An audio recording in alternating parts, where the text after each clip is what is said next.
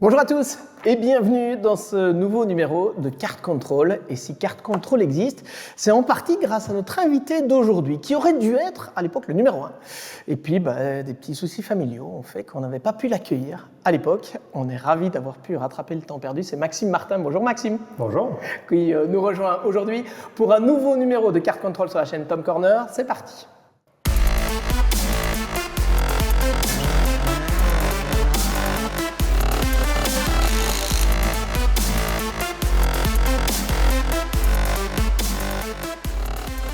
Vous reconnaissez peut-être le décor si vous êtes des fidèles de la chaîne. Nous sommes chez Sarah Bobby qui nous a fait le plaisir de nous accueillir ici. Maxime, qui habite aussi dans la région bruxelloise, qui n'habite pas loin donc.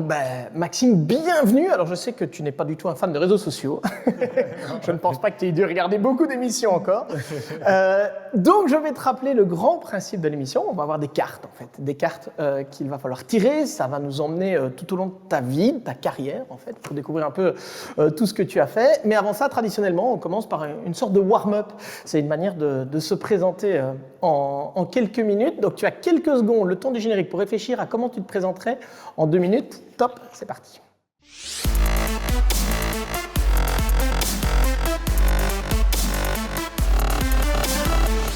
Effectivement, Maxime Martin, quel parcours. Alors avant ça, je te laisse encore 30 secondes. N'oubliez pas de liker, de partager, de commenter si vous aimez. C'est ce qui nous aidera à faire grandir la chaîne. Et puis merci à tous les partenaires qui nous soutiennent de manière directe ou parfois de manière plus cachée. Mais merci à tous d'être derrière ce projet qui nous permet donc d'accueillir Maxime. Maxime, voilà, 2 minutes. Si tu devais te présenter, moi j'ai l'impression que je te connais presque depuis toujours parce qu'en fait nos carrières ont commencé presque en même temps. Ouais.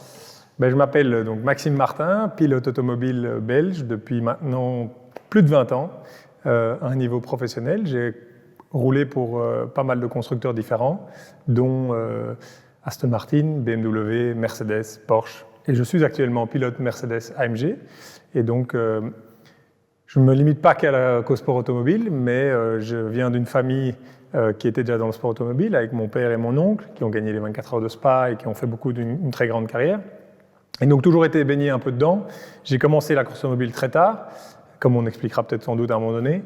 Mais globalement, je suis, comme je dis, un des pilotes belges qui a la chance de faire sa carrière depuis maintenant plus de 20 ans et de toujours être là. Et j'espère, malgré mes 40 ans depuis quelques jours, encore quelques années. Alors, ce qui est extraordinaire dans ton cas, c'est qu'en plus, tu as goûté un peu à tout, on aura peut-être l'occasion d'en reparler, mais tu as fait de la monoplace au début de ta carrière, des voitures de tourisme beaucoup, du DTM, du prototype, du GT3, qui est devenu vraiment ta marque de fabrique. Un parcours fantastique, plus de 500 courses, quelque chose comme ça. Oui, je crois plus de 500 courses en 20 ans de carrière, donc c'est vrai que c'est beaucoup. On a fait le calcul, hein, c'était plus ou moins 25 courses par an, donc en moyenne depuis 20 ans, donc c'est vrai que c'est... L'avantage et la chance d'avoir pouvoir toucher à tout, d'avoir fait toutes les grandes courses du monde, avec les 24 heures du Mans, les 24 heures de Spa, dans des protos, dans des GT.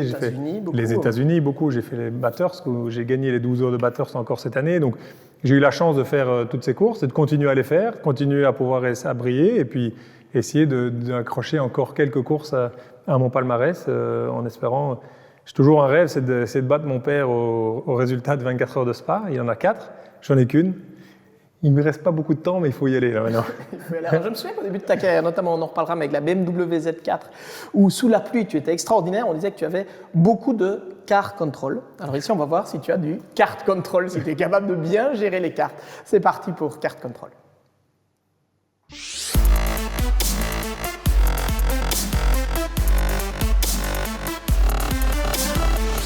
Vous pouvez nous suivre évidemment sur cette chaîne YouTube Tom Corner, mais aussi sur Spotify avec cette chaîne Tom Corner donc. Et donc forcément Maxime, tu as compris maintenant, je te présente un éventail, tu vas donc tirer des cartes et on part au hasard. Donc je te laisse vraiment aller. Allez. Et tu dois lire la question au doigt du coup. La course la plus importante de ma carrière. Ça, je dois dire que c'est une question assez facile.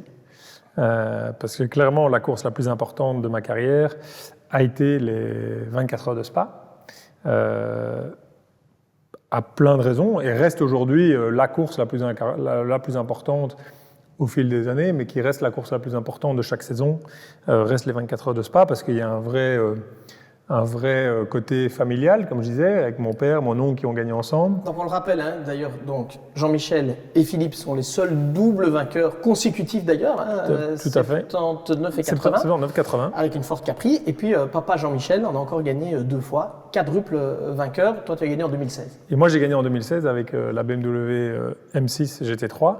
Et c'est vrai que ça a été la course la plus importante parce que avant, déjà du côté familial, c'est une course qui est importante. En tant que pilote belge, ça reste quand même la course la plus connue en Belgique avec la Formule 1. Donc, en tant que pilote belge, ça reste quand même une course assez spécifique. Aujourd'hui, avec les années, avec le GT3, c'est devenu la course du GT mondiale la plus relevée et la plus connue. Donc, c'est vrai que c'est une course très particulière qui me tient fort à cœur. Et d'avoir pu la gagner en 2016 a été quand même un vrai tournant parce que avant ça, j'ai eu beaucoup de chance d'essayer de la gagner. J'étais chaque fois dans des voitures favorites ou des équipages favoris et j'ai eu beaucoup de malchance. Et l'année où on n'était pas spécialement les favoris, on n'était pas spécialement les plus vite, au final, on l'a gagné. Et c'est vrai que ça fait de nous quand même la seule famille à gagner de double génération, une famille belge à avoir gagné, donc avec mon père, mon oncle et moi-même, avec 7 victoires. Et donc c'est vrai que ça reste la course pour moi la plus importante, qui restera, je pense, à jamais la plus importante de ma carrière. Ouais, tu fais d'ailleurs partie du Hall of Fame avec Jean-Michel et Philippe, effectivement. Alors, je sais pas, je sais que tu n'es pas un grand fan de statistiques, mais cette année est quand même un peu particulière aux 24 heures de Spa pour toi. Tu sais pourquoi? Si j'ai bien calculé, ce sera ta 20e participation. Et je crois que tu te trompes. Ah oui? Je crois que c'est la 19e. Parce que c'est 18e d'affilée et 19e. Que tu as fait déjà ou que tu vas faire? Non, que je vais faire. Parce que j'ai fait 2006. Ouais. Puis j'ai pas fait 2007. Ouais. Et puis depuis 2008, chaque année. 2008, 2009, 2010, 2011, 2012, 2013, 2014, 2015, 2016, 2017, 2018, 2019, 2020, 2021, 2022, 23, 24, 25. Maintenant 26, 19. 19e d'affilée. 19e. Donc l'année prochaine, comme je serai encore là, ce sera la 20e fois l'an prochain. Et 19e fois d'affilée. Ma mémoire me trahit sur le coup alors. Mais par contre, je pense que je dois être... Donc tu es plus fort en statistique que ce que tu ne le dis. Ouah, pour les 24 heures de Spa. Juste pour les 24 heures de Spa. Non, mais après, c'est vrai que je pense que réellement, sur le plateau des pilotes GT3, ou le plateau complet, je ne suis pas sûr qu'il y ait un autre pilote qui ait fait 18 fois d'affilée. Actuellement, non. Je ne pense pas. Mais tu dis que tu as commencé en 2006. 6. 26, c'est la 21e fois moins 1, c'est bien la 20e. Alors, je pense. Mais on fera. On ne coupe jamais au montage, on peut-être recoupe au montage. Mais ce serait intéressant parce que ce serait intéressant de le savoir, par contre.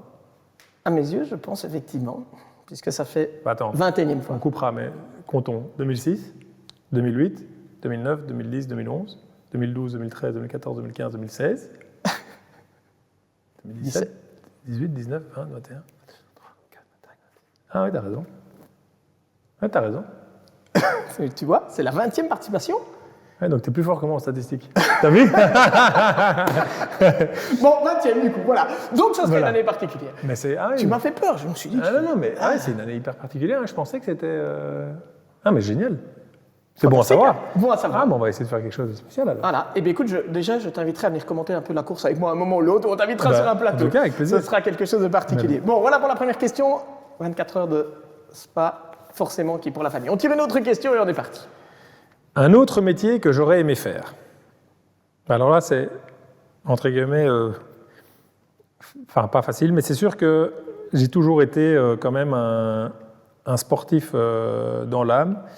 Et j'ai toujours rêvé petit. J'ai beaucoup joué au tennis. Ça a été mon sport un peu quand j'étais jeune. Et donc, c'est vrai que j'ai toujours rêvé plus jeune d'essayer de devenir professionnel au tennis, de jouer quand même beaucoup. Il y a un moment donné où, vers 12, 13, 14 ans, je jouais quand même entre plus ou moins 15 heures par semaine, donc quand même ah oui, tu as quand même joué à un très bon niveau en fait. Oui, et donc au final, c'est vrai que ça a été sans doute un métier ou en tout cas un sport que j'aurais aimé faire à un plus haut niveau. Je me suis malheureusement blessé au dos et donc j'ai dû arrêter quand j'avais plus ou moins 14-15 ans. Et donc j'ai pas continué et bon, ça m'a amené à faire la course automobile plus tard. Donc aujourd'hui c'est pas mal, mais c'est vrai que j'aurais été plutôt dans un autre sport, je pense, et dont le tennis.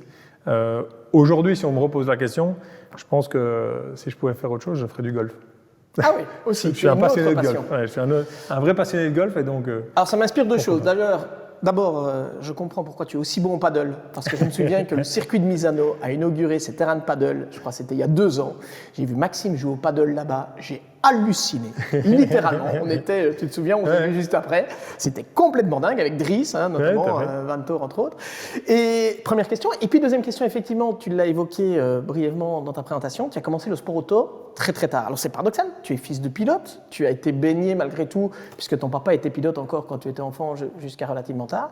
Tu as été baigné dans cet univers-là, et pourquoi est-ce que tu n'as pas roulé avant? Tu n'as pas voulu ou tu n'as pas pu? Je pense que c'est un mélange de plein de choses. Je pense que dans l'ensemble, je n'ai pas spécialement pu rouler avant pour différentes raisons. Je pense que clairement, mon père m'a toujours dit que si je voulais faire de la course, c'est très bien. Mais bon, nous, on est quand même 6 enfants. Et qu'au final, il dit oui, très bien, si tu veux faire de la course, mais bon, si je dois faire pour toi, je dois faire pour 6. Donc globalement, c'est injouable. Parce qu'on sait très bien que pour commencer la course automobile, il faut des moyens d'une manière ou d'une autre. Et donc, ces moyens-là, j'ai quand même dû les trouver, entre guillemets, par moi-même au tout début, avec Passepartout. Et c'est comme ça que j'ai commencé en mini, à 19 ans, assez tard, parce que j'ai commencé à trouver les sponsors moi-même, essayer de trouver les deals. Et que plus jeune, mon père m'a toujours dit, si tu réussis bien à l'école, tu pourras faire un peu de karting. J'ai jamais réussi à l'école, j'ai jamais fait de karting. En gros, c'est ça. J'attendais que tu termines pour te dire, Maxime, ça c'est la version officielle. Parce que moi j'ai déjà parlé aussi avec Jean-Michel en lui demandant pourquoi il n'a pas commencé plus tôt. Et tu sais, on a eu cette discussion ensemble où il a dit, je lui avais dit qu'il pouvait à condition effectivement qu'il bosse. Et il se fait que, de ce que j'ai cru comprendre, tu me corriges, tu as quand même une adolescence où tu étais un petit peu un garçon turbulent. Tout à fait. Je m'en sors très bien. Objectivement, je m'en sors très bien. Et donc, effectivement, ton papa, quelque part, a essayé aussi d'avoir cette carotte pour... Oui, bien sûr, ça a été toujours un peu les discussions, ça a été toujours un peu le truc, parce que c'est sûr que moi, j'ai toujours voulu faire plus. Mais d'un autre côté, c'est vrai que bon, voilà, j'ai une adolescence un peu, en effet, turbulente, et que donc, j'ai jamais vraiment réussi à l'école, ça a toujours été compliqué. Et donc, en effet, il n'a jamais poussé pour que j'en fasse plus. Mais il y a aussi une réalité, malgré tout. Alors oui, il aurait peut-être poussé pour que je fasse un peu de karting, un peu plus que ce que j'ai fait, parce que en soi, j'ai fait en 2 temps, j'ai dû faire 1 ou 2 courses avec Alain Boumal à l'époque. Salut, qui nous écoute et qui est toujours actif dans le monde du karting, Alain Boumal. Parce que le karting, c'est souvent une des bonnes écoles, et tu fais partie des pilotes pro aujourd'hui. Il n'y en a quand même pas beaucoup qui ne sont pas passés, ou presque pas passés par le karting. Alors, si l'histoire est vraie, je pense que ton père, donc vous aviez acheté un karting, vous avez fait 2 courses, et puis il y a eu un mauvais bulletin et ça s'est arrêté. C'est pas une histoire comme ça? Oui, alors on n'a pas vraiment acheté le karting, mais donc moi j'avais fait chez Alain Boumal, on avait fait 1 ou 2 courses, et en effet, de nouveau, c'était la possibilité de faire un peu plus si je réussissais à l'école, ce que j'ai jamais fait, j'ai jamais bien réussi à l'école, pour être honnête. Mais il y avait aussi une réalité, je pense, financière et de possibilités, à partir du moment où on est 6, logique, oui, j'aurais peut-être fait un peu plus de karting, mais ce serait limité de toute façon à globalement faire un peu plus de karting, et jamais beaucoup plus parce que juste pas possible. Donc, j'ai dû faire moi-même plus tard, mais c'est ce qui m'a aussi sans doute forgé et fait ce que j'ai pu faire aujourd'hui depuis 20 ans. Qui t'a fait un caractère très différent, effectivement. On enchaîne avec les questions. Si vous nous suivez en podcast, vous imaginez qu'on ouvre un éventail et Maxime pioche au hasard dans les cartes. Rouler en Belgique, ça change quoi? Ben c'est vrai que tu as des grands rendez-vous. Donc, tu as parlé des 24 heures de Spa, tu as dit que c'est le rendez-vous de l'année. Il y a le FIA WEC aussi, donc, que tu fais depuis quelques saisons maintenant. On rappelle que tu as été vice-champion du monde, que tu as gagné les 24 heures du Mans aussi avec Aston en 2020. Tu as été cette année-là d'ailleurs vice-champion du monde en GTE Pro. Le FIA WEC à Spa, qui est aussi une épreuve qui fonctionne très bien, c'est le 9 mai. Donc, les grands rendez-vous, je le rappelle chaque fois, mais 9 mai pour le FIA WEC à Spa-Francorchamps, du 24 au 28 juin pour les Crowdtrack 24 heures de Spa. Voilà, comme ça, les rendez-vous sont pris. Le fait de ces 2 courses-là qui arrivent et qui sont devant ton public, qu'est-ce que ça fait? Mais ça change quand même beaucoup parce que, en effet, quand on voit le sport automobile belge, ou en tout cas quand on commence en Belgique, on roule quand même dans les championnats belges au début, et donc c'est vrai qu'on roule quand même pas mal en Belgique. Mais très vite, je suis quand même parti plus à l'international, et en fait, au final, tu te retrouves à rouler que 1, 2, peut-être 3 fois en Belgique par an, donc ce qui est très peu par rapport au programme dont on a cité, avec les plus de 500 courses que j'ai fait dans ma carrière. Et donc, c'est vrai que ça a une saveur particulière parce que c'est un peu le rendez-vous à la maison, surtout que, de nouveau, c'est souvent à Spa, qui est quand même le circuit le plus connu, un circuit qui est toujours très excitant, et surtout un public qui nous connaît, qui suit notre parcours, qui était là au début quand j'ai commencé. Et donc, c'est vrai que ça joue beaucoup. Et ça ne met pas une pression supplémentaire, mais en tout cas, je trouve que c'est un plaisir supplémentaire de pouvoir rouler en Belgique. Mais je suis content aussi de ne rouler que X fois par an en Belgique pour garder cette saveur spéciale qui est de ces rendez-vous en Belgique par rapport à si je faisais 10 ou 15 courses en Belgique par an. Je pense qu'on savourerait différemment et donc je suis content d'en avoir que X par an. Oui, alors pour les nombreux Français qui nous suivent aussi sur cette chaîne Tom Corner, eux, ils ont beaucoup plus de circuits évidemment en France. En Belgique, c'est vrai qu'on a 2 circuits homologués, Spa-Francorchamps forcément et Zolder, et que donc les championnats belges ont souvent tourné dans ces circuits-là avec un déplacement éventuellement Zandvoort, Dijon et autres. Alors je parle aussi de la France et c'est intéressant parce que tu parlais de la découverte des circuits où tu es parti très tôt vers l'international, avec, entre autres, un titre en Renault Clio Cup France. Alors il faut savoir quand même que depuis 25 ans, il y a 2 étrangers qui ont battu les Français chez eux en Clio Cup France. Gabriel Torelli, un Italien, c'était il y a 2 ans, je crois, 2024. Et Maxime, je l'avais quand même noté pour être sûr de ne pas me tromper d'année, 2008, c'est ça ? 2008, tout à fait. Et quand j'ai gagné en 2008, j'étais le premier non-français à gagner un championnat de France Renault dans son ensemble depuis 1964, je crois. C'est bien pour les petites statistiques. Donc en fait, vous êtes 2 depuis 64. En gros, on est 2 depuis 64. Donc c'est vrai que c'est... et c'était en plus, ça s'est joué... ça s'est joué à la dernière course, on avait le même nombre de points. Ça s'est joué au même nombre de victoires et j'avais une 2e place en plus. Donc ça s'est joué chez les Français. Et donc, dans une catégorie vraiment de spécialistes, hein, on le dit souvent. Je sais aussi que par amour du pilotage, tu fais encore parfois de la Fun Cup et des choses comme ça. Tu n'as pas peur d'aller dans des catégories entre guillemets d'accès pour aller affronter, où on affronte vraiment des gens qui sont, j'ai presque envie de dire, des champions du monde de leur discipline, dans le sens où ils connaissent tellement tous les trucs et tellement la voiture. Bien sûr, et pour revenir à la Fun Cup, c'est le meilleur exemple, parce que c'est une catégorie que j'aime particulièrement, que je continue à essayer de faire chaque année quand je peux, mais bon, aujourd'hui, j'ai des calendriers qui sont fort chargés, mais j'essaye de toujours y aller parce que déjà, il faut savoir que, bon, il n'y a rien à faire, mais aujourd'hui, ma carrière, c'est devenu mon métier. Et donc, on n'a pas la même atmosphère, on n'a pas le même engouement quand on est sur circuit en tant que pilote pro, parce que c'est un métier, on travaille avec une équipe où tout le monde est là pour son travail, c'est un vrai travail au final. Même si, il y a une forme de pression quand même. Il y a une forme de pression, il y a une forme de passion, il y a plein de choses, mais je veux dire, on est tous là pour travailler, on est là dans un cadre de travail, alors que quand on va dans des courses... en Fun Cup et ainsi de suite, on est beaucoup plus avec des passionnés qui viennent faire ça pour s'amuser pour le week-end. Et moi, ça me fait vraiment du bien de, 1 fois ou 2 fois par an, continuer à faire un week-end comme ça, avec des passionnés pour continuer à garder ce côté passion du sport automobile qui parfois, malgré tout, même malgré ma carrière, malgré toutes les courses que je fais qui sont fantastiques, parfois on est dans des contextes très travail et on perd un peu la passion. Et donc moi j'aime bien la Fun Cup pour ça. Et pour revenir à ce que tu disais par rapport aux spécialistes, la Fun Cup c'est la meilleure école en termes de roulage, en termes de trafic, en termes du nombre de voitures en piste. Et réellement, ceux qui sont devant, ils vont vraiment très vite. Et donc, il y a toujours moyen de s'amuser, peu importe son niveau, on trouvera toujours quelqu'un à sa hauteur.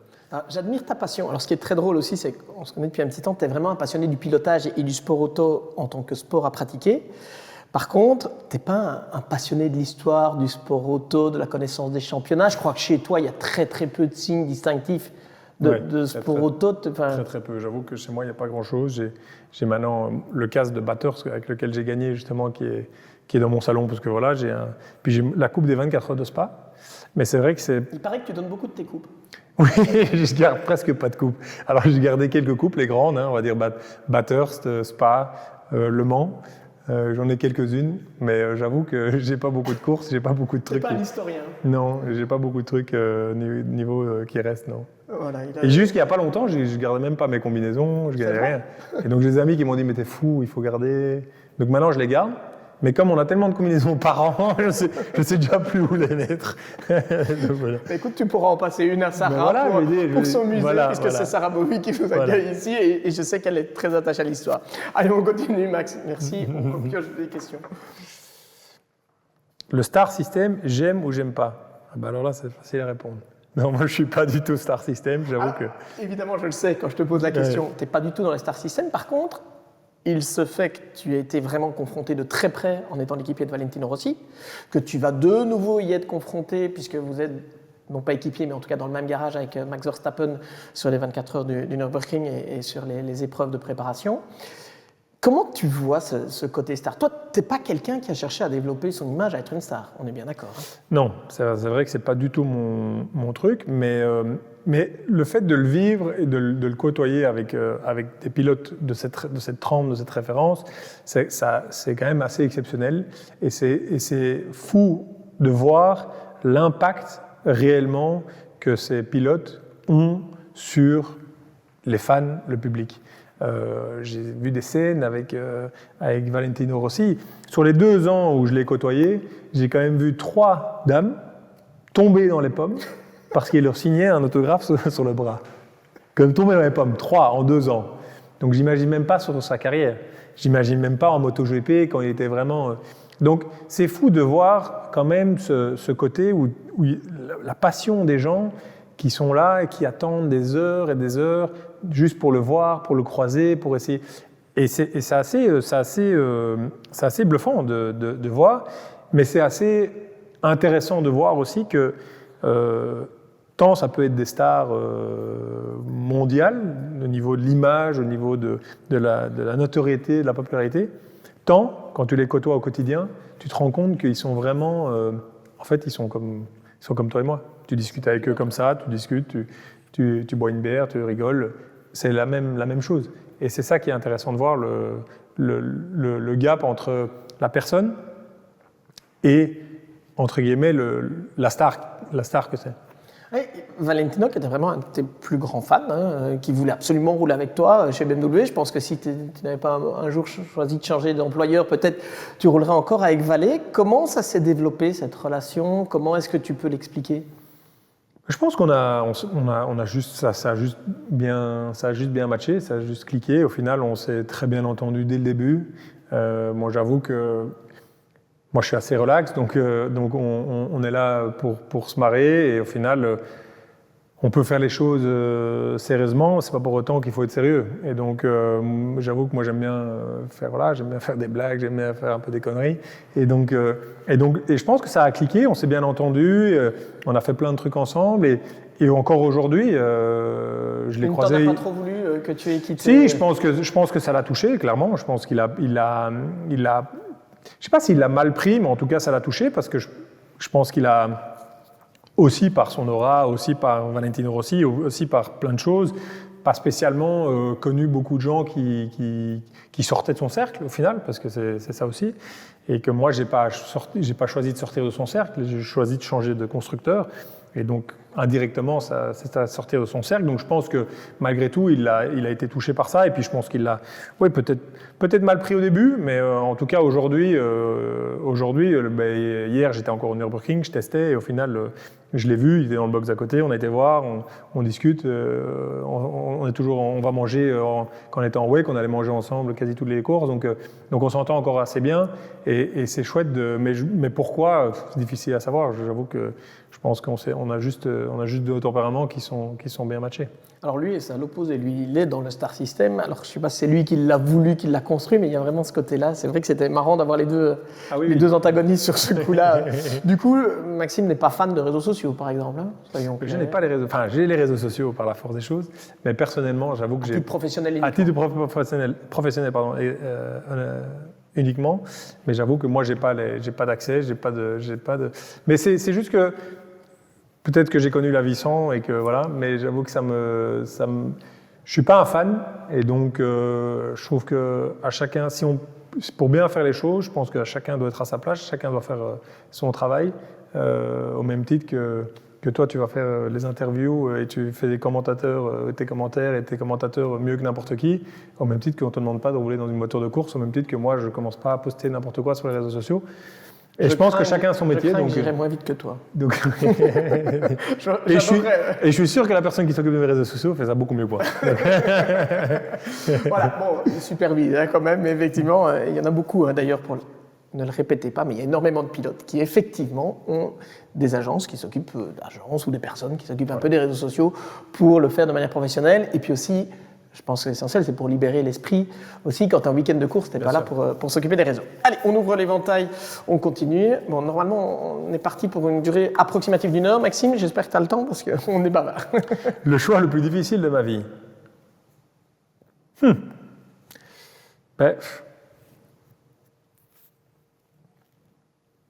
C'est difficile à dire, pour être honnête.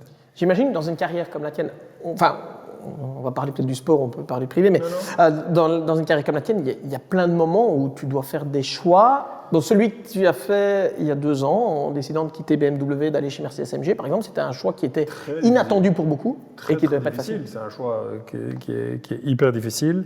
Est-ce que ça a été le plus difficile ? Je ne sais pas, ça fait partie de pas mal de choix difficiles à prendre pendant ma carrière. En plus, moi, j'ai une carrière, comme on l'a dit, globalement assez atypique. Je ne suis pas resté avec un constructeur pendant 20 ans. J'ai quand même été chez pas mal de constructeurs, j'ai vu pas mal de choses. Et donc, j'ai chaque fois dû faire des choix parce qu'au final... Parce qu'il y avait déjà eu ce choix, tu quittes BMW pour aller chez Aston Martin, c'était déjà surprenant. J'ai pris le choix de quitter Aston Martin pour retourner chez BMW. Puis, j'ai pris le choix de quitter BMW pour aller chez Mercedes. Entre-temps, j'ai fait le choix d'aller chez Porsche pendant 1 an. Enfin, donc il y a quand même il y a toujours des choix qui sont plus faciles ou plus difficiles à faire. Mais moi, j'ai une carrière qui fait que je préfère faire des choix et vivre des choses quand je le sens, ou quand je le sens moins, faire le choix de partir parce que je me sens plus bien, parce que je pense que pour X ou Y raison, je suis plus à ma place. Je préfère faire des choix difficiles que de juste rester dans une position où en fait c'est juste une question de confort. C'est ça qui a influencé tes choix? C'est des opportunités de découvrir de nouvelles choses ou de te sentir mieux reconnu ou de... Ouais, ça dépend vraiment au fur et à mesure de ma carrière. Il y a eu des moments où c'était pour faire autre chose parce que je me sentais plus spécialement motivé et plus spécialement de passion quand j'ai quitté par exemple le DTM à l'époque où en fait... un championnat très politique notamment. C'était un championnat très politique où je me suis rendu compte qu'en tant que non-allemand, dans une marque allemande, avec plein de choses, c'est compliqué. Donc, et au final, je prenais vraiment plus de plaisir à être sur les week-ends de course. Et donc, je voulais retrouver du plaisir, retrouver la passion, parce qu'au final, ça reste des métiers passion, ça reste des métiers exceptionnels, ça reste des métiers qui sont très spéciaux. Mais au final, il faut quand même qu'il y ait un côté plaisir qui reste, parce que même si ce sont des métiers exceptionnels, il y a quand même beaucoup de sacrifices qui sont faits. Il y a énormément de sacrifices familiaux, sociaux qui sont faits pour faire toutes les courses qu'on fait, tous les voyages qu'on fait. Et au final, s'il n'y a plus de plaisir, moi, ça ne rentre pas dans une case chez moi. Donc, si je ne le sentais pas, je préférais faire des choix difficiles, peut-être plus risqués. Peut-être que j'aurais fait des plus belles carrières si j'étais resté à gauche ou à droite. Mais ça, on ne le saura jamais. Et au final, au moins, j'aurais vécu plein de choses. Parfait. Allez, on enchaîne sur d'autres questions.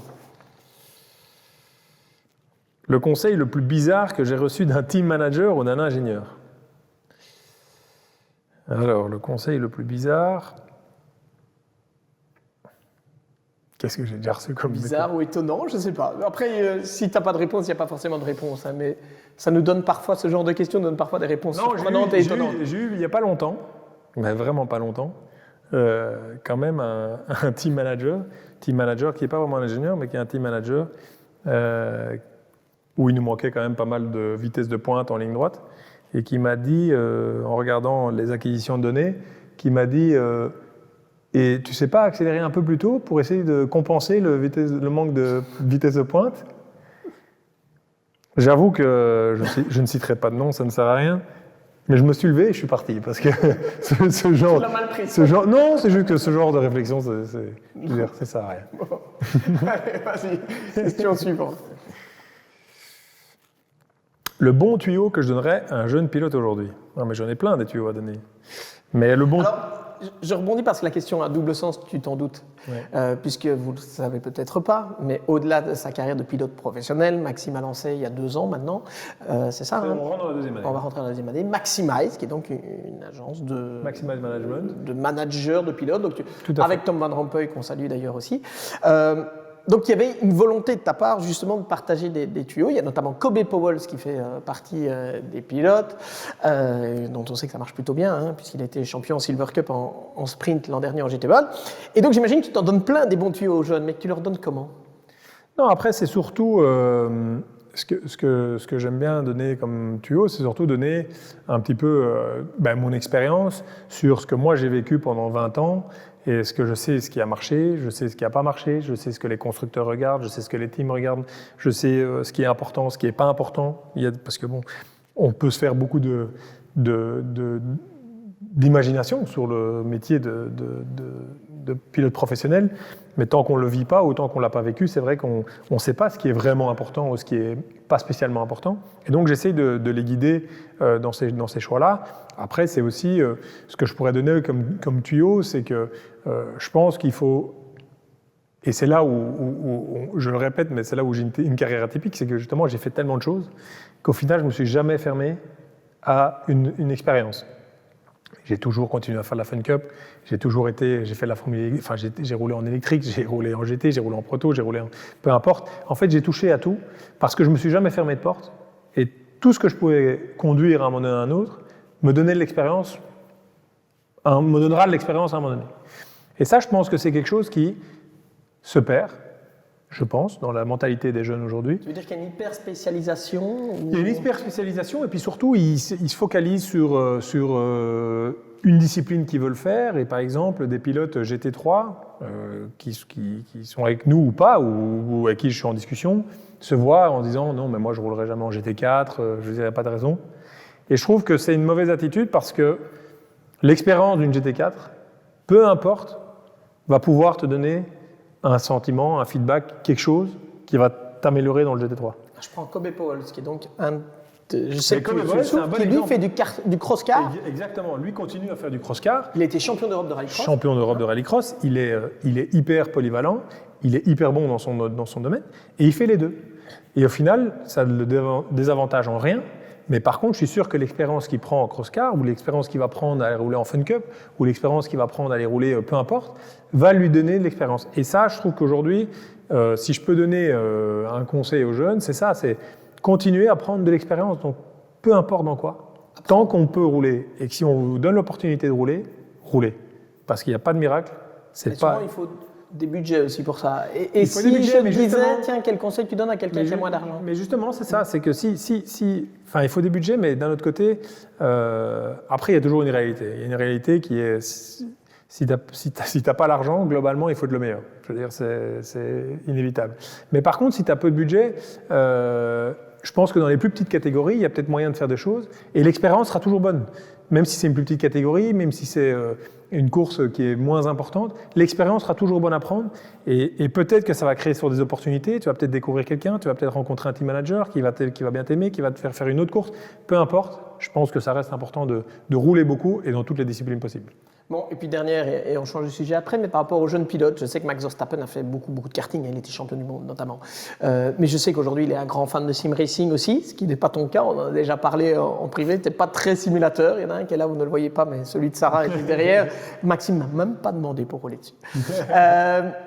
Aujourd'hui, par quoi commencer, à ton avis ? Comment est-ce qu'on peut apprendre aujourd'hui ? C'est un jeune qui a 14-15 ans, qui est comme toi, qui n'a pas eu l'occasion peut-être de commencer le karting à très très jeune. Par où il faut commencer ? Mais par où il faut commencer ? Je pense que ça dépend beaucoup aussi les moyens qu'on a déjà. Mais je veux dire, si on a peu de moyens, c'est d'essayer de commencer par... je dirais soit un peu de karting, mais bon, le karting, il faut plus qu'un peu de moyens aujourd'hui. En tout cas, le professionnel, voilà. Il y a du karting. Oui, il y a du karting indoor. Ou 4 temps. Ou même, il y a des championnats maintenant indoor en électrique qui sont très bien, qui commencent à se développer. Donc je pense que là-dedans, il il y a des choses à faire. Mais je dirais, il faut prendre les petites catégories, entre guillemets, comme la Fun Cup, comme la Midget, comme toutes les petites catégories qui nous permettent la Clio Cup, comme moi je l'ai fait à l'époque. Mais j'ai commencé aussi par la Mini, par la Fun Cup, par toutes ces courses-là. Il faut commencer par essayer de rouler au final. Ouais, la Mini, je me souviens à l'époque, il y avait un challenge Mini en Belgique et Maxime Martin avait été gagné la finale mondiale en Italie. Je suis le seul et unique champion du monde Mini. Si on prend l'histoire de Mini, je suis le seul. Il y en a eu un seul, c'est moi. Oui, c'est moi. C'était en Italie, c'est ça? En Italie, à Misano. À Misano. Allez, on enchaîne avec la question suivante. J'ai encore un grand rêve à réaliser. Lequel? Sportivement, c'est sûr que mon grand rêve serait de gagner les 24 heures de Nürburgring, quand même. Je suis passé tout près. 3 fois deuxième, c'est pas ça? 3 fois deuxième. 3 fois deuxième. Et je suis passé tout près pas mal de fois. Et je n'ai jamais gagné. Donc c'est sûr que sportivement, les 24 heures de Nürburgring restent la seule et unique course que je rêve de gagner. Donc Le Mans, tu as gagné en GTE Pro. Voilà. Tu n'as jamais gagné en général, mais tu as gagné en GTE gagné Pro. général, Spa, tu as gagné. Bathurst, j'ai gagné. Maintenant, tu as gagné. Daytona, j'ai jamais gagné, mais je ne mettrais pas Daytona au même niveau que Nürburgring. Pour moi, je préférais. C'est quand même assez extraordinaire, non? C'est assez extraordinaire et je mettrais clairement en point numéro 1 d'essayer de gagner les 24 heures de Nürburgring avant Daytona, même si en effet il me manque encore Daytona, mais c'est sûr que ce serait la seule et unique course vraiment aujourd'hui que je rêve encore d'essayer de gagner. Bien sûr que je rêve de gagner les autres, mais je veux dire, s'il y en a une que je dois choisir, c'est celle-là. Et à part ça, c'est encore aussi gagner 4 fois les 24 heures de Spa. Comme ça, je battrai mon père. Non, pas le battre, l'égaler avec 4 fois. Non, 4 fois plus. Encore 4 fois. Ah, encore 4 fois, ah oui, pour le battre. Ouais, voilà. Ça, ce serait pas mal. Ouais, effectivement, ça va être compliqué. Ça doit être, blague à part, c'est une des courses les plus difficiles à gagner, non? Quand on voit le nombre de candidats à la victoire. Oui, et puis, on le voit encore à Bathurst, je veux dire, une course d'endurance, que ce soit 12 heures, 24 heures, tu as besoin d'un brin de chance à un moment donné, tu as besoin d'être dans le bon endroit, au bon moment, dans le bon contexte. Et ça joue. Nous, on est passé à Bathurst, il y a eu un énorme crash justement avec Ralph Aron, un pilote AMG qui a été blessé d'ailleurs, donc on le salue aussi parce que il a eu quand même 2 vertèbres cassées, donc il est quand même pas dans un top état. Mais au final, nous on est passé, je veux dire, ça s'est joué à 2 cm d'exploser notre voiture. Et 3 heures après, on gagne la course. Donc au final, c'est vrai qu'il faut un brin de chance, il faut être au bon endroit au bon moment, et sur une course de 24 heures encore plus, et à 24 heures de Spa encore plus. Donc oui, c'est sûr que c'est difficile. Question suivante. Mon père, ce héros. Bien sûr, ça reste entre guillemets un modèle dans le sens où il a eu une carrière professionnelle. J'allais te dire, il a eu des carrières. Il a eu des carrières professionnelles, je pense, plus que... Donc il a eu des agences de communication, si je ne me trompe pas. Des agences de communication qui ont... Des garages. Qui ont fonctionné, qui ont super bien fonctionné. Puis il a tout revendu, il a eu des concessions automobiles, qu'il a encore toujours, qui ont été dans les tops en Belgique, un des plus gros groupes en Belgique. Donc clairement top. Donc carrière professionnelle incroyable. Et à côté de ça, une carrière sportive qui a été en même temps. Donc, parce qu'il a fait tout en travaillant. Il a fait du DTM, il a fait les 24 heures de Spa, il a gagné 4 fois les 24 heures de Spa, il a gagné les 24 heures de Nürburgring, il a fait podium aux 24 heures du Mans. Donc, il a eu une carrière incroyable, tout en ayant une carrière professionnelle à côté qui est exceptionnelle. Donc, clairement. C'était un gros bosseur, du coup. Bien sûr. Et donc, un modèle, en tout cas, professionnellement à suivre. Mais aussi, ça a des côtés, malgré tout, on sait pas tout faire, on ne sait pas être partout. Et donc, c'est sûr qu'on ne s'est pas beaucoup vu pendant toute mon enfance, on n'a pas eu beaucoup de contact. Et en plus, comme on a dit, j'ai eu une adolescence assez difficile. Donc, c'est sûr que les relations n'ont pas été toujours au beau fixe plus jeune. Alors, ton papa, on rigole beaucoup aujourd'hui. Oui, bien sûr. Ça n'a pas toujours été facile avec Maxime. Non, bien sûr. Par contre, je pense qu'aujourd'hui, il est extrêmement fier de toi, non? Oui, bien sûr. Et puis, c'est génial. Et je pense que ça montre qu'aujourd'hui, ça a marché et que j'ai pu me forger mon caractère, j'ai pu me forger ma carrière, j'ai pu faire mon truc. Mais bien sûr que c'est, entre guillemets, c'est un héros entre guillemets, mais c'est sûr que ça reste un modèle, en tout cas au niveau professionnel et au niveau carrière, qui est difficilement à battre, enfin je veux dire qui est même pas à battre, mais qui est difficilement égalisable. Donc oui, clairement. Ça doit être particulier, hein, parce qu'on a souvent dit au début Maxime, le fils de Jean-Michel Martin. Aujourd'hui, c'est clairement Jean-Michel, le papa de Maxime. Ça a été, et il m'a dit un jour, de toute façon, il n'y a pas de doute entre son palmarès et le mien, il n'y a pas photo. Et clairement, aujourd'hui, je ne suis plus que le papa, ce qui est. Dans ce sens-là, c'est plus facile pour moi que pour lui. Hein. Oui, mais vous entendez super bien. Oui, aujourd'hui, il conseille aussi, quand même, ou pas trop? Oui, alors on discute beaucoup, on en discute toujours de tous mes choix, mais donc on n'a pas toujours été d'accord sur tous les choix que j'ai faits, hein, donc voilà, mais au final, il me laisse, bien sûr, il me laisse faire, mais par contre, il est toujours au courant, on discute beaucoup. Après, il me conseille, sans me conseiller, c'est que au final, le sport automobile d'aujourd'hui n'est pas le sport automobile qu'il a connu. Le niveau du sport automobile d'aujourd'hui n'est pas le niveau qu'il a connu. Pas sans dénigrer le niveau qu'il y avait avant, mais il y a une professionnalisation. Il y a aujourd'hui faire et une carrière automobile et une carrière professionnelle et ainsi de suite, c'est de plus en plus difficile. Quand on est avec des constructeurs aujourd'hui, moi je vois bien, je fais 29 week-ends, donc c'est impossible. Je veux dire, la réalité elle est là, et donc voilà, c'est une autre carrière, c'est un autre sport entre guillemets.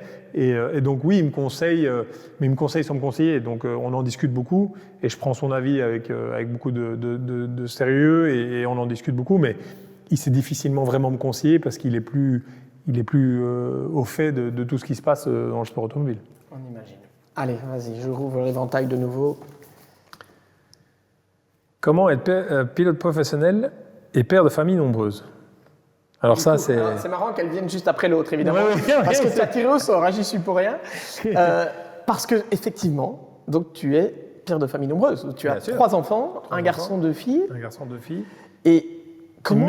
Une merveilleuse femme, Sordo, qui sans elle, bien sûr, ce serait pas possible, parce que Marie-Laure, pardon. Marie-Laure, qui pas de souci, non, pas de souci, et avec qui j'ai énormément de chance. Enfin, je veux dire, la réalité, c'est qu'aujourd'hui ça fait 21 ans que je roule en voiture, c'est ma 21e année de course, donc 21 ans de carrière, et ça fait 21 ans qu'on est ensemble.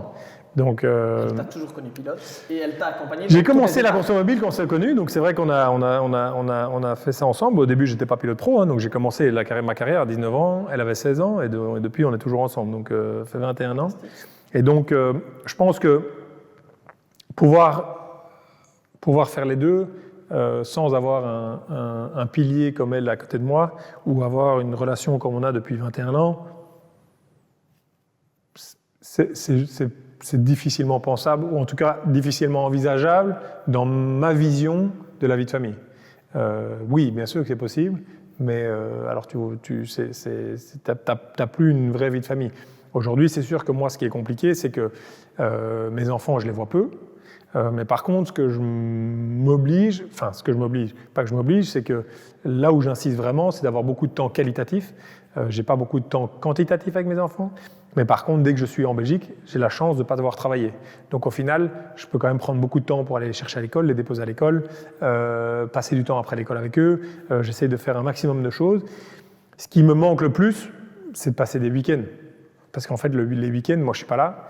Et c'est le week-end où mes enfants ont du temps. Donc au final, c'est vrai qu'il y a un moment donné où, maintenant qu'ils grandissent, eux se rendent compte aussi du manque, se rendent compte de mes absences, et donc ça devient plus difficile. Et c'est pour ça que d'avoir Marie-Laure avec moi permet d'avoir une relation familiale saine, où elle est saine avec le projet, on est tous sains avec le projet, et je pense que ça se ressent dans notre vie de famille et chez mes enfants aussi. Et ça se ressent en tant que pilote, j'imagine, psychologiquement, tu te sens mieux aussi. Alors évidemment, ce côté, parce qu'on parle beaucoup de passion, j'espère qu'un jour on aura l'occasion d'avoir, on a eu des ingénieurs, on a eu pas mal de monde ici, ce côté sacrifice familial, c'est tous les gens du paddock aussi, parce qu'effectivement, il y a les pilotes, mais il y a les mécanos, les team managers, je me reconnais dans ce que tu dis, évidemment, je fais aussi une trentaine de week-ends à peu près en déplacement finalement, ou pas loin. C'est vrai que c'est des sacrifices que parfois les gens n'imaginent pas en disant il a le beau rôle, Maxime Martin, il est pilote de course, il voyage, c'est la belle vie. Oui, bien sûr, et c'est là où les gens ne se rendent pas compte de tous les sacrifices, que ce soit familiaux, mais même Socialement, les amis, on rate tous les mariages, on rate tous les anniversaires, on rate toutes les fêtes de famille, on rate globalement. Et donc, socialement, c'est aussi difficile de maintenir une vraie vie sociale, ou en tout cas, c'est à nous de tout le temps relancer, parce qu'au final, sinon, l'amitié, ça va dans les deux sens. Il faut toujours... Et donc, c'est beaucoup de sacrifices, mais je dois dire que... l'avantage du pilote, en tout cas malgré tout, c'est que moi j'ai un rôle, alors je fais sans doute plus de courses que beaucoup de mécaniciens ou d'ingénieurs et des choses qui font rarement 4 ou 5 championnats différents. Il y en a, mais c'est plus rare. Mais j'ai un grand avantage, c'est que moi quand je suis ici, c'est que je ne dois pas travailler.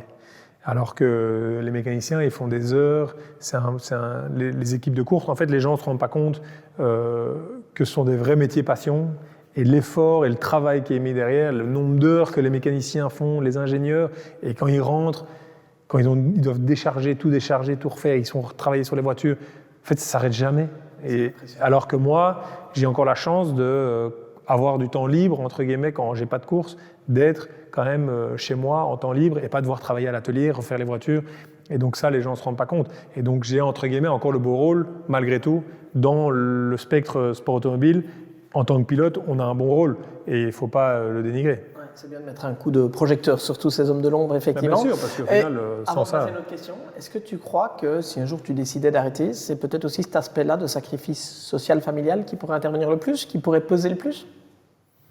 Oui, je pense que c'est sûr qu'avec le temps, avec les années, on le disait, moi j'ai une vraie passion de la conduite, du sport, tout ça, je reste passionné autant qu'avant, mais c'est sûr que tout ce qui est déplacement, tout ce qui est voyage, tout ce qui est autour, pèse de plus en plus dans la balance, et ce qui feront sans doute qu'un jour, je déciderai d'arrêter, ou en tout cas de diminuer, parce qu'il y a un moment donné où la balance plaisir, sacrifice ou est trop grande. Et donc à un moment donné, je pense que c'est peut-être vers ça qui fera qu'un jour je diminuerai le nombre de courses que je ferai.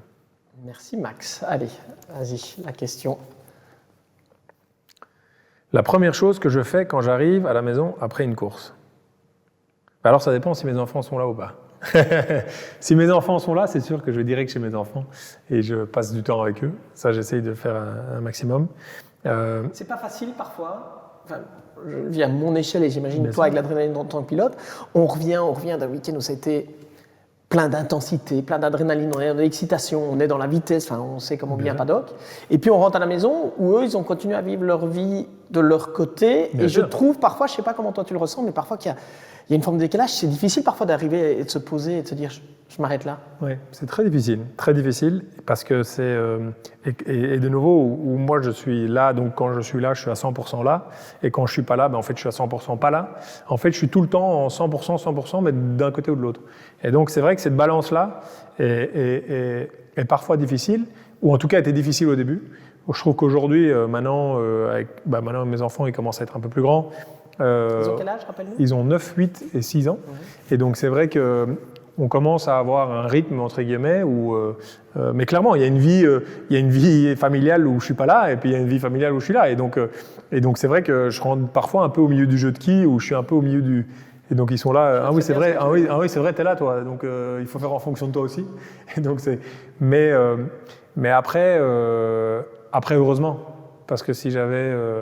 je peux pas imaginer une vie de famille ou même ne fût-ce qu'avant d'avoir mes enfants, je ne pouvais pas imaginer Marie-Laure m'attendre, attendre que je sois là pour faire des choses. Heureusement qu'ils ont leur vie, qu'ils fassent et que moi, au final, c'est à moi de m'adapter. Et je m'adapte en fonction de tout ce qui est prévu dans le programme. Et des fois, j'arrive et au final, il n'y a personne à la maison parce qu'ils sont tous à gauche à droite. Alors, si tu rentres quand il n'y a personne à la maison ? Ben, je déballe mes valises. Et souvent, je remballe déjà une valise pour repartir. Donc, c'est souvent comme ça. Oui, parce qu'on parlait des week-ends de course, mais il y a les essais aussi qui en sont beaucoup. Et quand tu es pour on n'est pas loin de quand même entre 200 et 220 jours de déplacement par an. Donc c'est quand même beaucoup. Ouais. Je connais beaucoup de pilotes pro avec qui on discute qui un jour ont arrêté pour ça ou qui ont eu une sorte de burn-out. Alors on peut se dire c'est fou quand tu passes ton temps à faire le plus beau métier du monde, entre guillemets, mais on comprend que... Quand on est quasi 2 jours sur 3 pas là, il y a un moment donné où il n'y a rien à faire, c'est pas toujours simple, quoi. Après, attention, en aucun cas je me... Tu ne te plains pas, on a bien compris, en aucun cas je me plains, en aucun cas, mais c'est vrai que... C'est une autre réalité. Il faut pouvoir s'en rendre compte que c'est pas tout vert, quoi. Il faut pas penser qu'on a juste la belle vie, qu'on est que dans des hôtels 5 étoiles. Je peux bien vous le dire. Allez, vas-y. Ce qui est le plus excitant dans mon travail, ça me semble évident, c'est la course.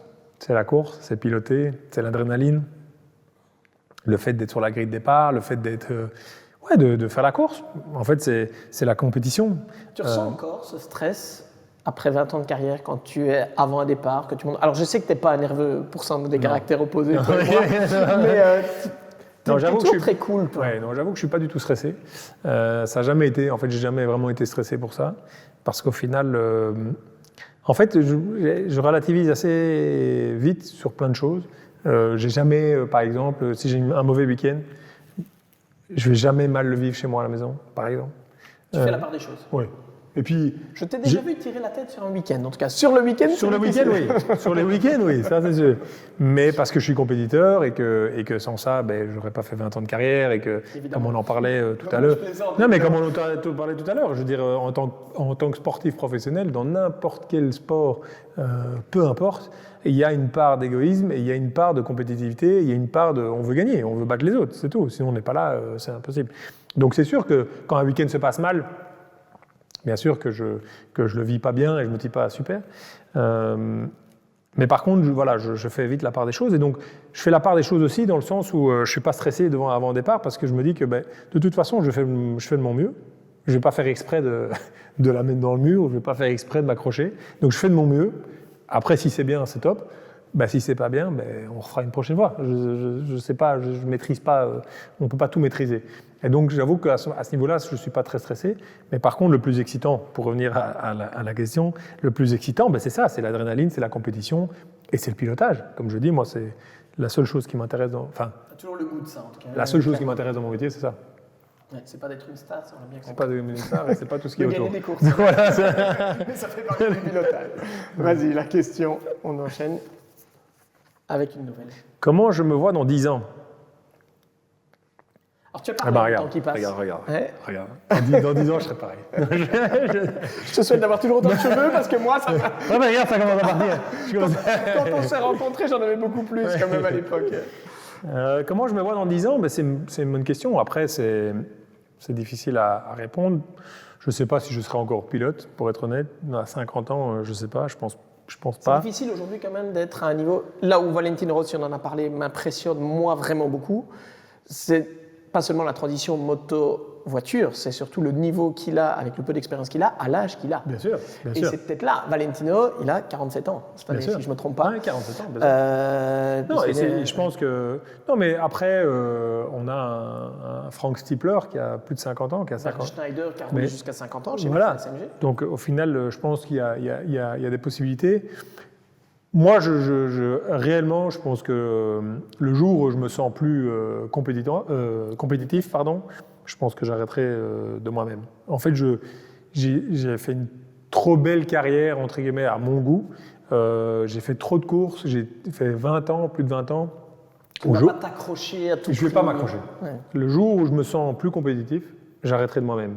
Parce que j'ai connu toutes les années de ma vie où j'ai fait pilote, et j'ai été compétitif, j'ai toujours été dans les meilleures équipes, j'ai toujours été gagné dans les meilleures équipes, enfin, où j'ai toujours gagné les plus grandes courses.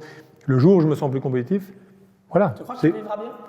Honnêtement, je pense que je le vivrai bien. Je déciderai moi-même d'arrêter parce que il y a une page qui se tourne. Enfin, je veux dire, la réalité, elle est là. Moi, quand je suis arrivé en tant que jeune, il y a des plus âgés, j'ai pris leur place. Et je pense qu'un jour, ça arrivera. Et ça va arriver. Donc, je ne m'inquiète pas à ce niveau-là. Aujourd'hui, on n'y est pas encore. Et pour l'instant, tant mieux. Mais le jour où je suis plus compétitif, je prendrai la décision moi-même d'arrêter. Et du coup, Parce que finalement, du coup, dans 10 ans, si tu n'étais plus pilote, est-ce que tu as déjà envisagé quand même cette reconversion ? Est-ce que le monde de l'entreprise, du management d'entreprise, comme ton papa l'a fait, par exemple, est quelque chose qui peut t'exciter, Oui, te bien sûr. motiver Alors, bien sûr que c'est quelque chose qui m'attire. J'ai toujours voulu essayer de faire quelque chose par la suite. Après, ce qui est très difficile dans un métier comme le mien, comme on disait, c'est qu'en roulant autant, en étant tout le temps parti, en étant pour un constructeur, c'est très difficile de préparer l'après. Parce que, au final, comment réellement préparer l'après? Parce qu'au final, oui, alors c'est déjà difficile de monter un projet ou de faire une boîte ou peu importe quand on est à 100% dedans. Mais moi, je pourrais être à 10%. Tu peux pas la lancer aujourd'hui. Donc, oui, mais donc Maximize, c'est un peu quand Maximize, même une reconversion. mais Maximize, ce qui est intéressant, c'est que justement, c'est complémentaire à mon activité, puisqu'au final, c'est manager la carrière d'autres pilotes. Et comment on manage une carrière d'un pilote? C'est dans les paddocks, discuter avec tous les teams, discuter avec tous les constructeurs. Moi, je suis dans les paddocks tous les week-ends. Donc pour moi, le côté manager d'un pilote est très facile, puisqu'au final, je suis déjà là. Donc c'est complémentaire. C'est ce que tu fais déjà, presque. C'est ce que j'ai toujours fait pour moi déjà. Et puis c'est ce que je fais déjà, puisque c'est dans mon truc. Donc ça, c'est encore assez facile. Maintenant, dans 10 ans, est-ce que je serai encore dans le sport automobile?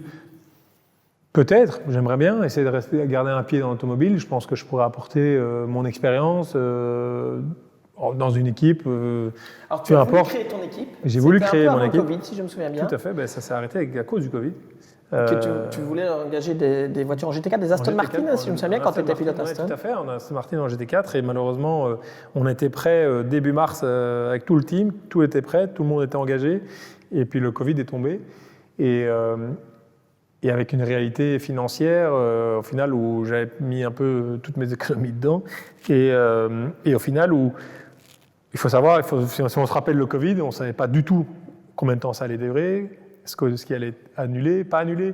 Enfin, on savait rien. On presque pensé que ça ne reprendrait presque jamais. Non, mais, et donc, à un moment donné, ben, la seule chose, c'est qu'une activité comme ça, quand on la lance, la laisser en stand-by, ça coûte énormément d'argent. Et au final, débranché la prise. Donc j'ai débranché la prise, on a perdu beaucoup d'argent, mais sans doute moins que si on s'était accroché, parce qu'au final, on ne savait pas trop. Et donc voilà. Tu verrais recommencer ou bien chat échaudé, craint l'eau froide et c'est terminé? Non, mais je pense que si je le recommence, je recommencerai différemment. Mais je ne me vois pas ne pas le recommencer. D'accord. Parce que ça reste dans le coin de la tête. Je pense que on le fait pas c'est pas pour gagner sa vie qu'on va faire un team de course, mais je trouve que quand je vois, parce que j'en ai parlé quand même pas mal avec Vincent Voss, parce qu'on s'entend super bien et on s'est toujours bien entendu. Je pense que la satisfaction qu'on peut avoir en tant que team de gagner une course, en sachant, et j'en ai discuté avec Piccini, avec Com Ledogar, on se rend beaucoup plus. C'est comme les Dogars qui a son équipe, évidemment. Et au final, avoir cette satisfaction de gagner en tant qu'équipe. En ayant monté les pièces du puzzle. Et puis de se rendre compte de tout le travail qu'il y a derrière, qu'au final, parfois, en tant que pilote, si on est un peu soucieux de l'équipe et tout ça, on se rend compte, mais je pense qu'il peut y avoir une satisfaction qui est assez importante qui me pourrait me plaire. Je te la souhaite un jour. Allez, on entame les 5 derniers virages, ou plutôt les 5 dernières questions. Une personne qui a joué un rôle clé dans ma vie. Professionnellement ou... Comme tu veux. Mais tu as déjà répondu un peu à la question. J'ai répondu un peu à la question. C'est sûr que Marie-Laure, ma femme, est la personne clé de ma vie depuis toujours. Depuis, comme je disais, 21 ans. C'est plus de la moitié de ma vie aujourd'hui. Et donc oui, s'il y a une personne clé, c'est elle, sans hésitation.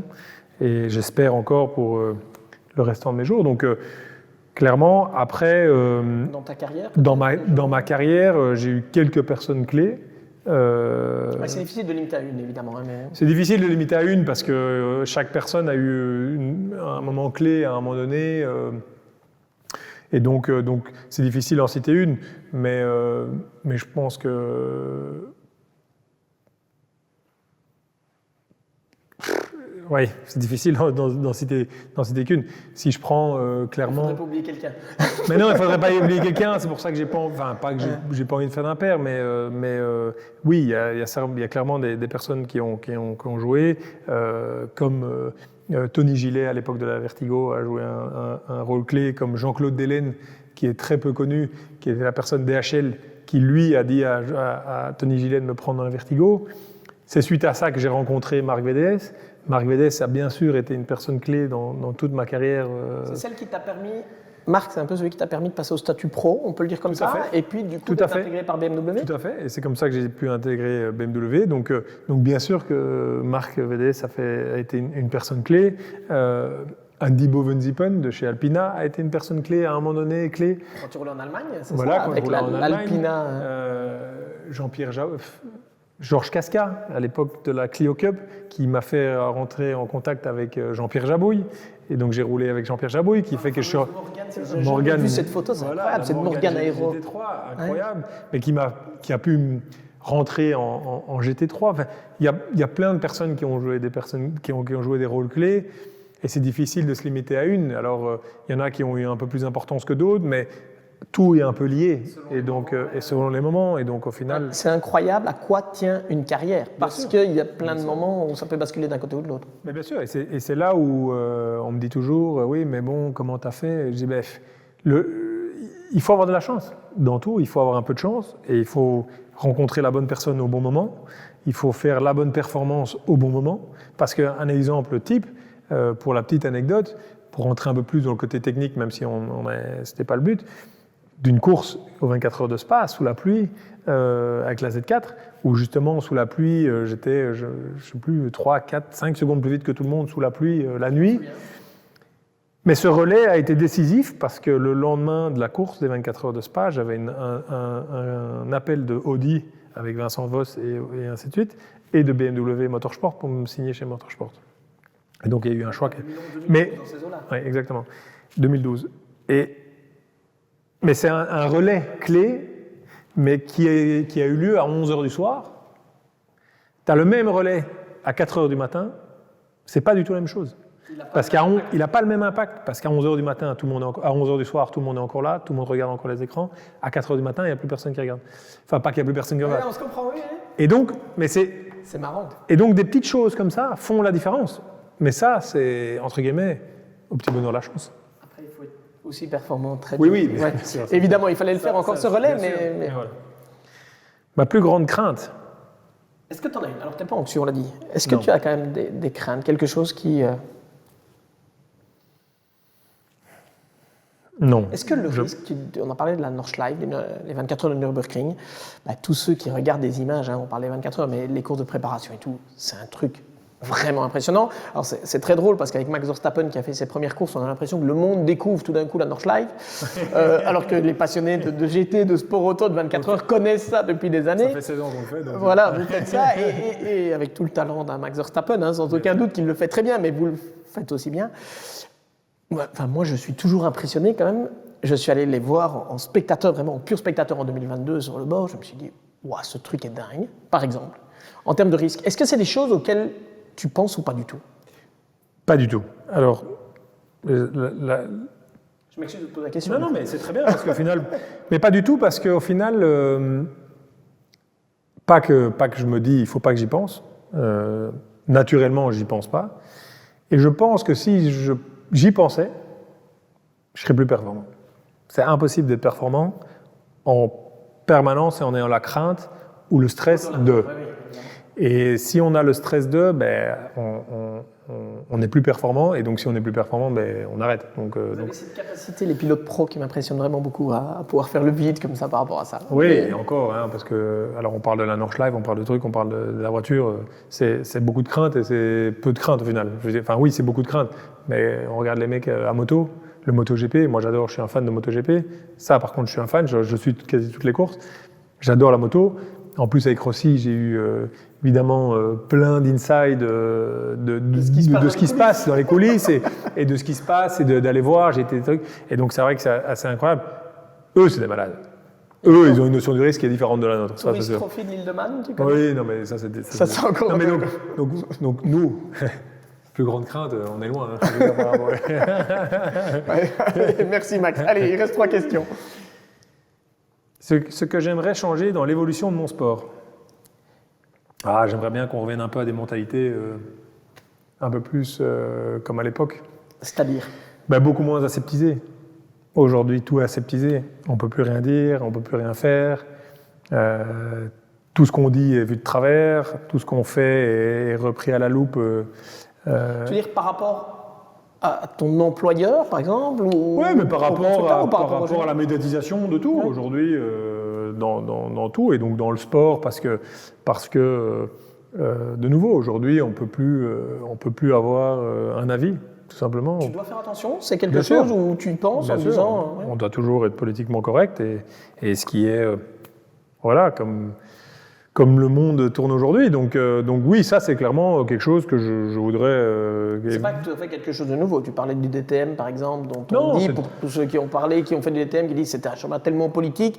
Alors j'ai parlé avec plein de pilotes qui ont dit on ne peut pas dire ce qui se passe vraiment. Non, bien sûr, on pourra. Et donc c'est un truc qui a fort évolué quand même, parce que, mais bon, l'évolution, elle est quand moi j'ai commencé entre 2005 et quand j'ai commencé et 2025, je veux dire, la réalité, elle est quand même... C'est pire, c'est pire, c'est plus marqué. Dès qu'il y a le moindre commentaire, on est scruté. Et donc, mais ça c'est dans l'ensemble, c'est dans le monde général. Moi qui aujourd'hui, et peut-être pour ça que moi tout ce qui est réseaux sociaux, ça m'intéresse pas, parce que de toute façon... Enfin, je sais pas, tout ça me... C'est déconnecté de la réalité. Ouais, c'est déconnecté de la réalité, et puis c'est surtout, aujourd'hui, on n'a plus le droit d'avoir un avis, donc dès qu'on a un avis, on est de toute façon, on est fusillé d'une manière ou d'une autre, donc voilà, l'avis, on doit avoir le même avis que tout le monde, sinon on est voilà, et dans le sport, c'est la même chose, et donc je pense que ça, c'est quelque chose que j'aimerais bien, si ça pouvait évoluer, mais est-ce que ça évoluera, ça je pense pas. Et à mon avis, c'est pas que le sport, c'est la société, mais voilà. Deux questions, exactement. Quelle est l'avant-dernière? Un souvenir marquant de mon enfance. Bah, si on parle des courses, oui, j'ai un vrai souvenir. C'est 1992. J'avais 6 ans quand mon père gagne les 24 heures pour la 4e fois. Finale complètement fou. Eric Van de Poel qui se fait dépasser par Steve Soper sans savoir, parce qu'à l'époque il n'y avait pas la radio, que Steve Soper revenait derrière lui. Il croit qu'il est à court d'essence, il croit qu'il gère, et en fait, il se fait dépasser à un tour de l'arrivée. Exactement. Et c'est la 4e victoire de ton papa. Et c'est la 4e victoire qui était l'équipé de Steve Soper, du coup. De mon père, qui gagne donc en 1992 la 4e fois les 24 heures de Spa. Et donc, toi, il y a une soirée, j'ai 6 ans, et il y a une... Je ne sais pas si c'est le jour même ou la semaine, ça je ne me souviens plus, mais il y a à un moment donné une fête qui se fait pour la 4e victoire, avec les sponsors, avec tout le monde. Et mon père reçoit 4 cochons.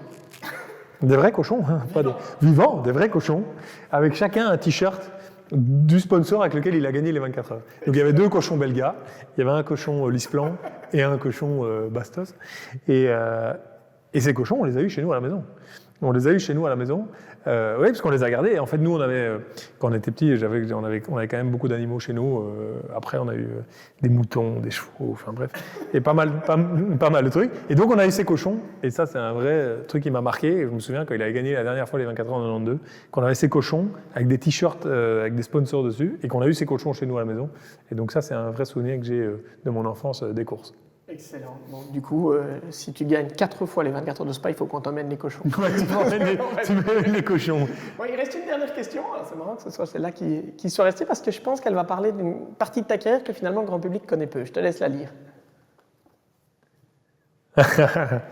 La course en voiture électrique, kiff ou pas kiff? Alors, tu as fait de la voiture électrique. Alors aujourd'hui, quand on parle de course en voiture électrique, on pense Formula E principalement, monoplace. Toi, tu as fait très peu de monoplace, hein, par la Formule Renault 1600 au début de ta carrière.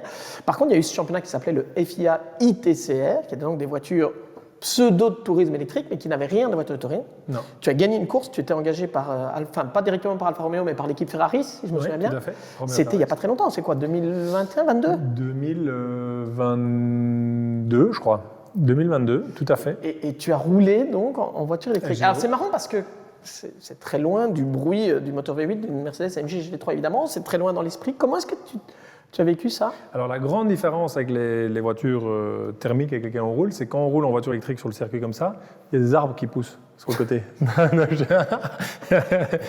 Non, parce qu'on est vraiment écolo quand on fait de la voiture électrique. Non, c'est vraiment... Donc, vraiment, on faisait une bonne action pour la Terre.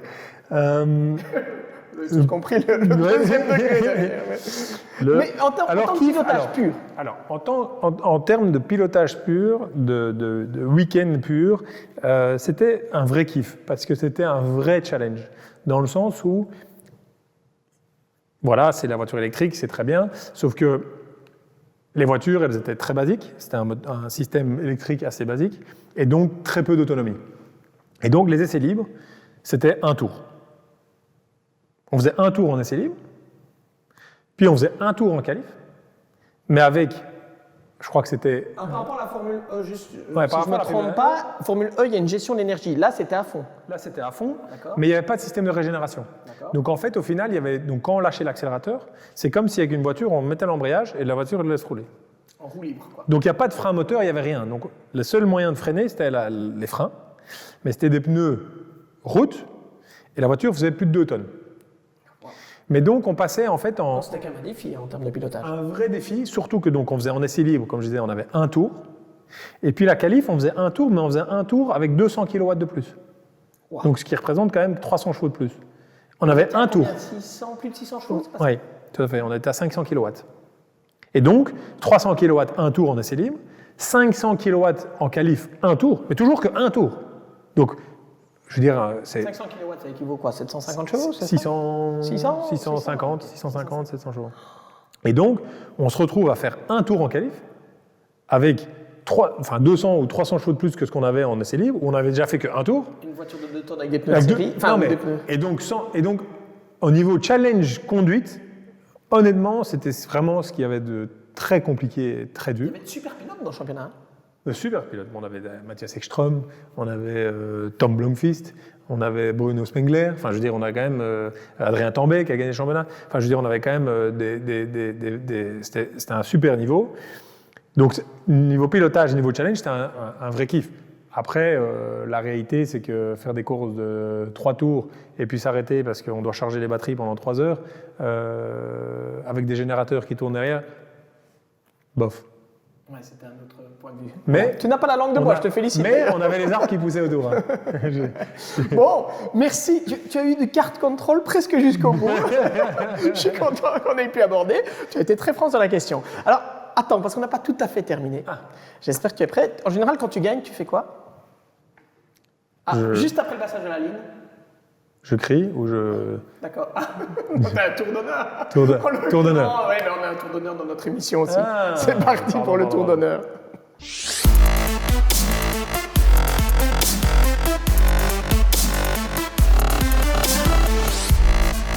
Alors, vous l'avez peut-être pas entendu pendant le générique, Maxime vient de nous dire que... En général, quand je gagne, je bois. Mais Ah donc, oui, voilà. du coup, Mais je me ce suis dit, sera- il y a peut-être une bière qui va arriver, il y a peut-être un truc. On pourra partager une bière volontiers. Tour d'honneur, en fait, c'est questions très courtes. Normalement, questions courtes, réponses relativement courtes pour terminer et refaire un petit florilège. T'es prêt? Ouais. Bon, ton endroit préféré sur Terre? Tervuren. Chez toi? Chez moi. Ah, chez toi. Ton jeu favori quand tu étais enfant? Le tennis, mais... Non. Tennis. Tennis, ok. Ta voiture de route préférée? Mercedes GLE 63, AMG. La qualité humaine essentielle pour être ton ami? L'honnêteté. Ta musique préférée? Ouf. J'avoue que j'écoute pas spécialement la musique, donc Joker. je peux dire les Spice Girls, si tu veux. C'est très bien aussi. Une personnalité que tu souhaites très rencontrer à part les Spice Girls? Mais j'avoue que... Non, enfin, après, bien sûr, Valentino Rossi, ça a été quand même une personnalité qu'on a envie de rencontrer. Donc, j'ai eu la chance de le rencontrer. Après, est-ce que j'ai une personnalité bien... Non, j'ai pas comme ça. On comprend bien que tu n'es pas dans Non. le fan système. Une superstition? Je roule jamais sans mon caleçon Superman. Non, c'est blague. Non, je sais pas. Attends, parce que tant qu'on parle de caleçon, est-ce qu'on peut le dire? Oui, on peut le dire quand même. Dans les courses d'endurance, il y a des longs relais. Tout à fait. Et j'ai appris qu'effectivement, tu étais, Je mets pour la toujours- petite anecdote, Je mets toujours des langes, moi. Des langes comme quand on est bébé, sauf que c'est pour les langes adultes. pour adultes. Des langes pour adultes. Je mets toujours sur les courses de 24 heures, toujours. Dès que je sais que je dois faire un double relais, j'ai un lange sur moi. pour te retirer ça de l'esprit, pour ne pas... Oui, parce qu'au final, en fait, ça vient de quand j'étais plus jeune au début. Il n'y a rien à faire quand on fait des longs relais, quand on boit beaucoup avant et tout ça pour s'hydrater. Je devais chaque fois faire pipi en roulant. Et c'est vrai que c'est rouler en ayant envie de faire pipi, uriner, c'est horrible. Et donc à un moment donné, je commençais à ne plus boire pour ne pas devoir faire pipi en roulant. Et jusqu'à un moment donné où j'étais malade à une course 24 heures, où j'étais malade et j'étais déshydraté. Et en fait, depuis ce jour-là, je me suis dit, mais c'est assez tôt dans ma carrière, donc ça fait peut-être 15 ans que je mets des langes.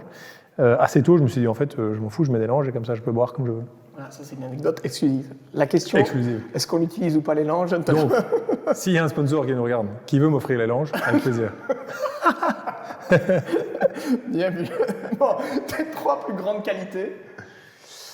Je pense ma franchise, ma générosité et mon honnêteté. Bon, et ton plus gros défaut quand même, allez. Mon plus gros défaut, le fait de ne pas être spécialement, comment on dit, empathique, je pense. Non, pas empathique. Sympathique, tu veux dire quoi? Non, pas sympathique. J'ai pas beaucoup d'empathie, oui, d'empathie. Ouais, ça, empathie, ça. J'ai pas spécialement beaucoup d'empathie. Et je suis très, comme je suis assez dur avec moi-même sur certaines choses, je suis assez dur avec les gens. J'ai très peu de tolérance. Je comprends. Il faut que tout soit toujours très carré, parfait. Voilà, j'ai très peu de tolérance, donc c'est vrai que parfois c'est... Très carré. Dernière question. Tu dis toujours oui pour... Demande à Marie-Laure. Voilà, on va rester là. Merci Maxime en tout cas. Merci. Vraiment, merci beaucoup d'avoir pris le temps. Merci à Sarah Bovy de nous avoir accueillis ici. En tout cas, merci à Sarah. Dans son studio, son chez elle. Merci à vous de nous avoir suivis. Merci à tous les partenaires. Alors, vous n'oubliez pas, s'il vous plaît, si vous aimez ce concept d'émission, vous likez, vous commentez, vous nous laissez vos avis, vous partagez, et puis on va essayer de le faire grandir ensemble. Il aurait dû être le numéro 1 et il sera arrivé un peu en retard. Tu n'as pas dit que c'était un de tes défauts d'être en retard, mais non, c'est pas vrai. Et encore, on ne peut pas tout vous dire, on a failli pour des raisons familiales encore rater l'épisode d'aujourd'hui. Mais on est là. Merci de nous avoir suivis. Merci Maxime. Merci. À bientôt. Bye bye.